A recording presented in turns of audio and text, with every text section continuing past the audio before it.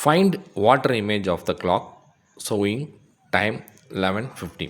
அதாவது 11:15 காட்டுற ஒரு கிளாக்கை தூக்கி தண்ணி பக்கத்தில் வச்சா அதில் தெரிகிற டைம் என்ன அப்படின்னு சொல்லி கேட்டிருக்காங்க.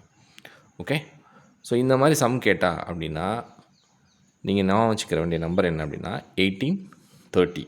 ஓகே, ஸோ என்ன பண்ணுங்கள் அப்படின்னா 18:30 எழுதிக்கோங்க. அதை 11லேருந்து 11:15 கொடுத்த கிவன் வேல்யூலேருந்து என்ன பண்ணிக்கோங்க, சப்ட்ராக்ட் பண்ணிடுங்க. சப்ட்ராக்ட் பண்ணால் என்ன வந்திருக்கும் அப்படின்னா 15 and 7. So 750 will be the answer.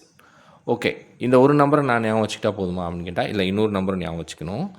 எப்போ இந்த மினிட்ஸ் வந்து 30 தாண்டுதோ, அதாவது 4:31 அது 5:31, இந்த 30 அந்த மினிட்ஸ் வந்து 30 தாண்டிடுச்சு அப்படின்னா நீங்கள் ஞாபகம் வச்சுக்க வேண்டியது என்ன அப்படின்னா 1790. ஸோ அப்போ இங்கே மினிட்ஸ் என்ன பண்ணிடுச்சு, 30 தாண்டிடுச்சு. நம்ம என்ன பண்ண போகிறோம் அப்படின்னா 1790லேருந்து 440 என்ன பண்ண போகிறோம், சப்ட்ராக்ட் பண்ண போகிறோம். சப்ட்ராக்ட் பண்ண என்ன வந்திருக்கும், 1350 அப்படின்னு வந்திருக்கும். 1315 வந்துருச்சு. அதுலேருந்து என்ன பண்ணிக்கோங்க, 12 சப்ட்ராக்ட் பண்ணிக்கோங்க, ரயில்வே டைமில் சப்ட்ராக்ட் பண்ணிக்கோங்க. ஓகே, அப்போ 150 will be the answer.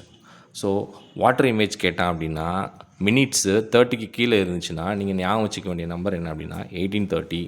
Minutes 30க்கு மேலே போயிடுச்சு அப்படின்னா நீங்கள் ஞாபகம் வச்சுக்க வேண்டிய நம்பர் என்ன அப்படின்னா 1790. இதிலேருந்து கொடுத்துருக்க வேல்யூவை நீங்கள் சப்ட்ராக்ட் பண்ணி போட்டிங்கன்னா உங்களுக்கு வாட்டர் இமேஜ் கிடச்சிரும். Okay, thank you.